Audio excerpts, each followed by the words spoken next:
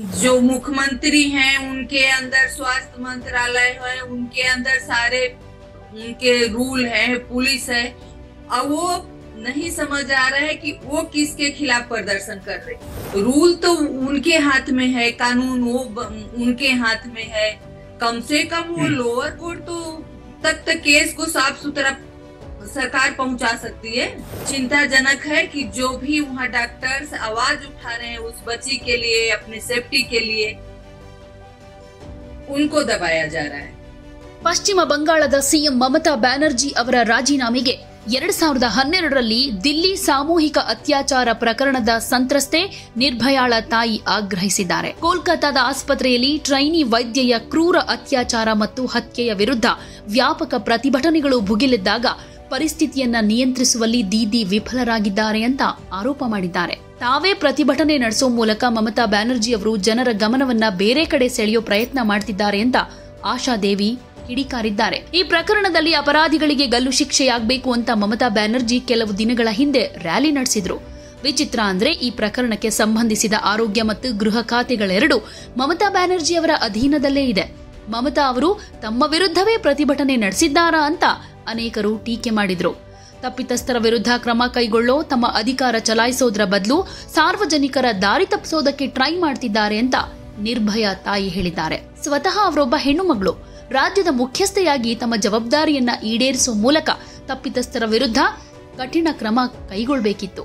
ಆದರೆ ಪರಿಸ್ಥಿತಿ ನಿಭಾಯಿಸೋದಕ್ಕೆ ಫೇಲ್ಯೂರ್ ಆದ ಅವರು ರಾಜೀನಾಮೆ ಸಲ್ಲಿಸಬೇಕು ಅಂತಾನೂ ಹೇಳಿದ್ದಾರೆ. ಹಾಗೆ ಅತ್ಯಾಚಾರಿಗಳಿಗೆ ಕೋರ್ಟ್ನಿಂದ ತ್ವರಿತ ಶಿಕ್ಷೆ ವಿಧಿಸೋದ್ರ ಕುರಿತು ರಾಜ್ಯ ಹಾಗೂ ಕೇಂದ್ರ ಸರ್ಕಾರಗಳು ಗಂಭೀರ ನಿರ್ಧಾರ ತೆಗೆದುಕೊಳ್ಳೋ ತನಕ ಇಂತಹ ಕ್ರೌರ್ಯ ದೇಶದ ವಿಭಿನ್ನ ಭಾಗಗಳಲ್ಲಿ ಪ್ರತಿನಿತ್ಯ ನಡೀತಾನೆ ಇರುತ್ತೆ ಅಂತ ಹೇಳಿದ್ದಾರೆ. ಕೋಲ್ಕತಾದ ವೈದ್ಯಕೀಯ ಕಾಲೇಜಿನಲ್ಲಿ ಹೆಣ್ಣು ಮಕ್ಕಳು ಸುರಕ್ಷಿತರಾಗಿಲ್ಲ.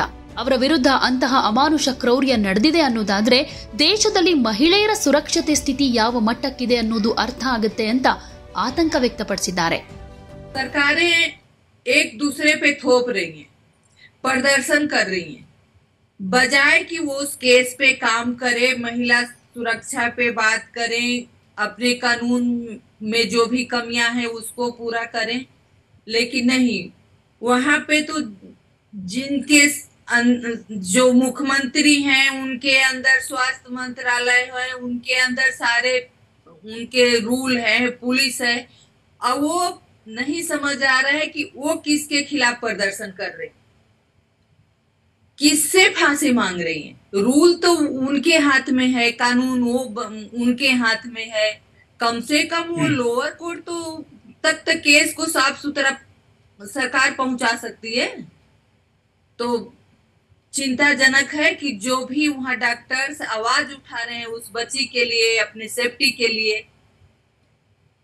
उनको दबाया जा रहा है। उनको दबाने के लिए, उनको डराने के लिए हॉस्पिटल के अंदर एक भीड़ आती है, तोड़ फोड़ करती है, मारपीट करती है, उनको धमकी देती है नर्सों को कि हम उसी डॉक्टर की तरह हालात कर। तो मैं आपके चैनल के माध्यम से यही कहना चाहूंगी कि हम सबको इस पे मिलके सोचने की जरूरत है। सरकार को सोचने की जरूरत है कि आज भी जब भी कोई घटना होता है निर्भया का नाम आता है, लेकिन निर्भया की घटना से, उसके मौत से हमने क्या सीखा है? हमारे सिस्टम में क्या बदलाव आया? हमारे कानून में जो भी बदलाव उस पे काम का क्या हुआ? आज भी हम 2012 में ही खड़े हैं। तो हम यही चाहते हैं कि जो भी हमारे देश के डॉक्टर्स बाहर रोड पे हैं उनको इंसाफ मिले, उस बच्ची को इंसाफ मिले, उस माँ बाप को इंसाफ मिले, क्योंकि ये घिनौना जो अपराध हुआ है, जो उनके माँ बाप के बयान आ रहे हैं, टीवी पे देख रहे हैं कि पोस्टमार्टम रिपोर्ट कुछ और कह रही है। जिस तरह से बच्ची के साथ बर्बरता हुई है, तो कहीं ना कहीं लग रहा है कि हम लोगों के नजरे से कुछ छिपा हुआ है, वो बाहर आना चाहिए। क्योंकि जिस तरह से वो बात कर रहे हैं, पोस्टमार्टम रिपोर्ट सामने आ रही है, तो उस तरह से तो लग रहा है कि बच्ची के साथ कुछ और ही हुआ, उसमें कुछ कोई और भी शामिल है, क्योंकि एक आदमी इतना काम नहीं कर सकता अकेले। तो हम यही चाहेंगे कि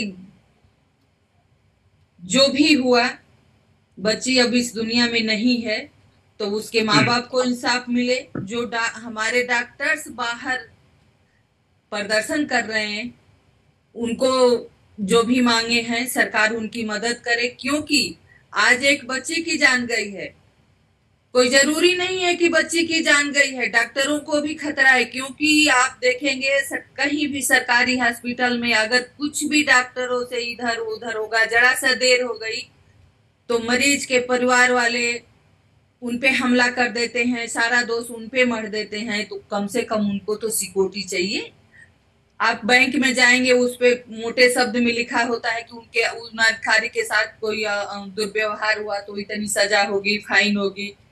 पुलिस में जाइए, वहां पे लिखा होता है कि उनको कोई अभद्र व्यवहार नहीं करेगा। तो डॉक्टर्स क्यों भाई, क्यों उनके पर हमला होता है? वो 24-24 अपना घर परिवार छोड़ के 24-24 घंटे मेहनत करते हैं, तो उनको इंसाफ क्यों नहीं मिल रहा है? तो उनको इंसाफ मिलना चाहिए, उस बच्ची को भी इंसाफ मिलना चाहिए। आज जो भी तथ्य है वो पूरी तरह से सामने आना चाहिए। सरकार को इस पे ध्यान देना चाहिए, इस पे काम करना चाहिए। क्योंकि अगर हम बार बार निर्भया का नाम ले रहे हैं, तो निर्भया के घटना से सरकार को, समाज को कुछ सीखना चाहिए। क्योंकि आज उस बच्ची के साथ हुआ, कल किसके साथ होगा, कल कुछ भी हो सकता है। तो हम यही कहेंगे कि उस जो भी वहां पे सिस्टम है, सरकार है, पुलिस है, इस केस को पूरी तरह से साफ सुथरा जांच हो, जो भी तथ्य है सामने आए और उस बच्ची को इंसाफ मिले। सरकारें एक दूसरे पे थोप रही हैं, प्रदर्शन कर रही हैं, बजाय कि वो उस केस पे काम करे, महिला सुरक्षा पे बात करें, अपने कानून में जो भी कमियां हैं उसको पूरा करें। लेकिन नहीं, वहां पे तो जिनके जो मुख्यमंत्री हैं, उनके अंदर स्वास्थ्य मंत्रालय है, उनके अंदर सारे उनके रूल है, पुलिस है, और वो नहीं समझ आ रहा है कि वो किसके खिलाफ प्रदर्शन कर रहे हैं, किससे फांसी मांग रही हैं। रूल तो उनके हाथ में है, कानून वो उनके हाथ में है। कम से कम वो लोअर कोर्ट तो तक केस को साफ सुथरा सरकार पहुंचा सकती है। तो चिंताजनक है कि जो भी वहां डॉक्टर्स आवाज उठा रहे हैं उस बच्ची के लिए, अपने सेफ्टी के लिए, उनको दबाया जा रहा है। उनको दबाने के लिए, उनको डराने के लिए हॉस्पिटल के अंदर एक भीड़ आती है, तोड़ फोड़ करती है, मारपीट करती है, उनको धमकी देती है नर्सों को कि हम उसी